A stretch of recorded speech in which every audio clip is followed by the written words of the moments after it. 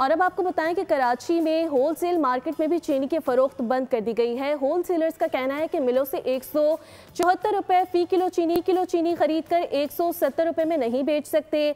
हुकूमत से कहा 169 रुपए फी किलो में चीनी दिलवा दें, 170 रुपए फी किलो में बेचने को तैयार है। मजीद तफसीलात जानते हैं। बोल न्यूज़ के नुमाइंदा कफील अहमद हमारे साथ लाइन पर मौजूद है। कफील, आपके पास क्या तफसीलात हैं?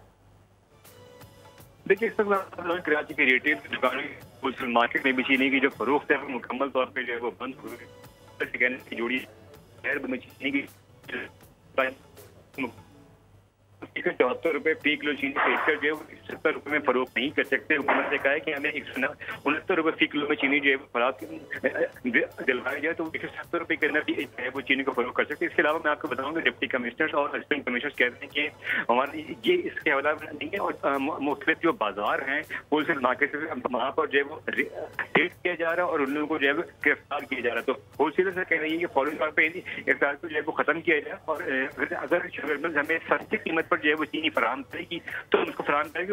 हुकूमत से मिलों के खिलाफ कार्रवाई की जाए और ताजरों का जीना जो है वो फराहम कर दिया गया है। असिस्टेंट कमिश्नर की जाने से उनका ये भी कहना है कि शहर में चीनी की जो कीमतें हैं कम होना तो बहुत दूर की बात है, चीनी के लिए मुकम्मल तौर पर नायाब होगा। और मैं आपको बताऊँ रिटेल मार्केट के अंदर जो चीनी की कीमत है वो 180 रुपए से लेकर चीनी 190 रुपए फी किलो तक फरोख्त हो रही है। तफसीलात से आपने आगाह किया कफील, शुक्रिया।